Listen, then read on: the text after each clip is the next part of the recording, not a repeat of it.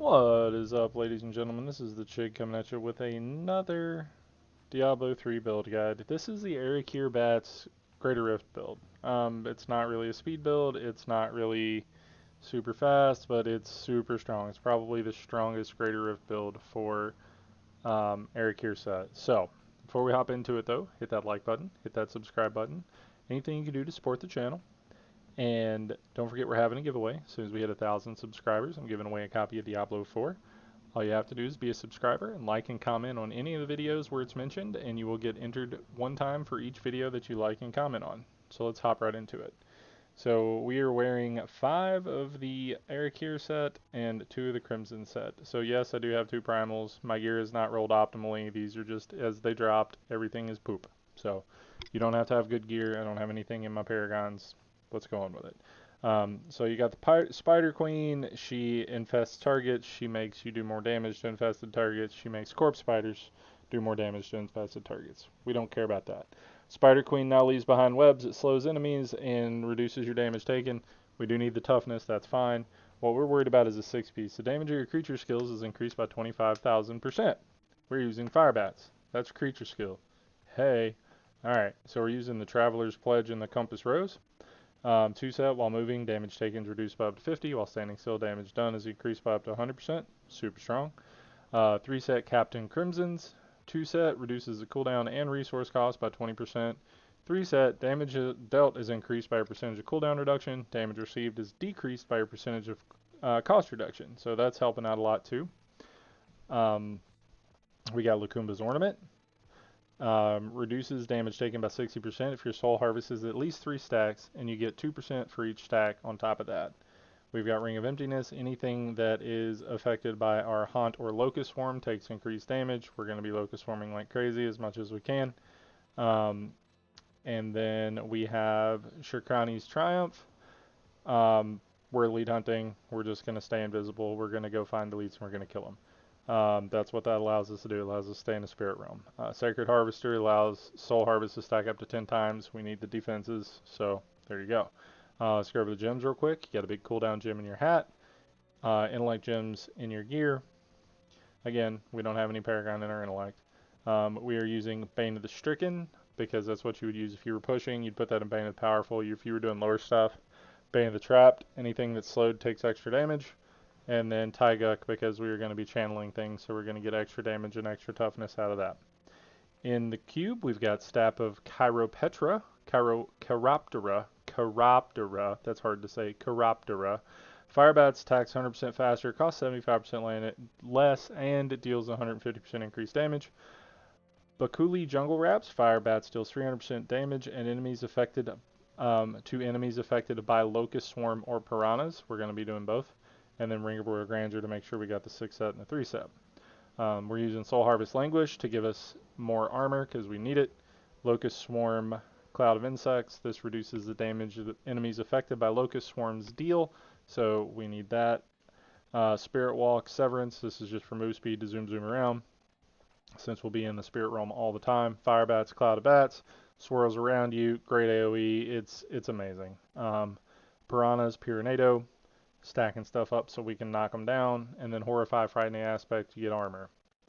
Confidential Roll, 25% more damage to enemies within 20 yards. Creeping Death, Haunt, Locust Swarm, and the damage amplification from Piranhas last almost forever. Swampland Attunement, you get all the resistances for every enemy within 20 yards. That helps out a ton.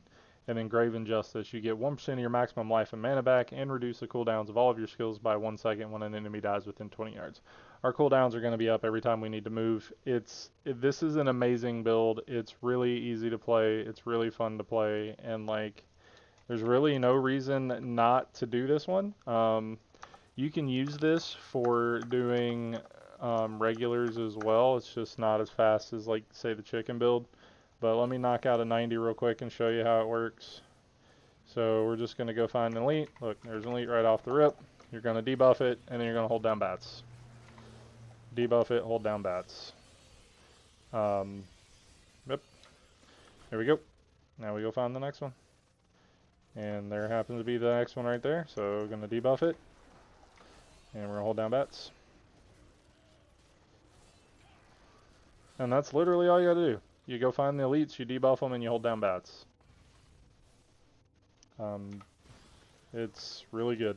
Also, if you goof and do what I did right there, just stack them up and knock them down, and then you can get back into the spirit realm.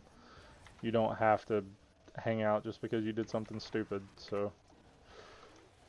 There you go. And you only have to cast Locust Swarm once. It will eventually get all of the mobs, so don't stress that.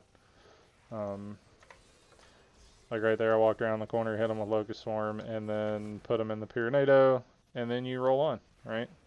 Locust Swarm, Pyronado, get your buffs up. Hold down the button and watch them die. This is a super fun build too. Like it's just like, it's one of those like, it's cool just to watch the animations, right? Like I enjoy watching the bats swirl around me. I enjoy watching the mobs just explode. I enjoy the big numbers because like you only hit for like small T's, right? But you hit for lots and lots and lots of small T's. Like look at that. Now we're not gonna stand in that. That'd be bad. But see, bang. Again, it's not the strongest build. It is the strongest Arachyr build. The strongest build is going to be the Mundanugu build or one of the LOD builds. I'll go over the Mundanugu build. Probably be the last Witch Doctor build I go over because I can't be bothered to do the gearing for a character I'm not going to play for LOD. So I apologize in advance for that, but yeah, I'm not going to do it because I don't want to play this build. I don't want to play LOD. Witch Doctor, been there, done that. We ain't doing it again. But that's okay. I'll do the other things. But you can see, like, when there's good density, stop and kill it. Like, you don't have to wait on elites all the time. It's just a really good elite hunting build, right? Like, here's some good density, so just blow that up. Here's some more mobs. Blow them up. And then, you know, your mana goes up when you're casting that, so... There we go. Got those guys. Oh, there's some good density. Hello. Ooh, more good density. Hello. I'll take that. Alright, so stack them up. Knock them down. Spirit Jaunt, because I almost died. Stack them up. Ooh. Okay. I see you, boy. I see you. Alright. Yeah, the DPS is real. Like, it's not anything to sneeze at. And the toughness isn't bad either. Like, I'm at 2 build tough here. It's not the worst. I mean, it's not the toughest build. It's not the strongest build, but it's fun. It's kind of slow. It's kind of on the slow side, but it is on the fun side, right? So here we go. We're just going to stand right here, and we're going to kill Eskandel. A little less than 4 minutes. Mostly limited by movement speed, not really limited by DPS or anything. So there's that. Anyway, hit that like button, hit that subscribe button. Don't forget about the giveaway, and I'll catch you guys in the next one. Go get those legendaries.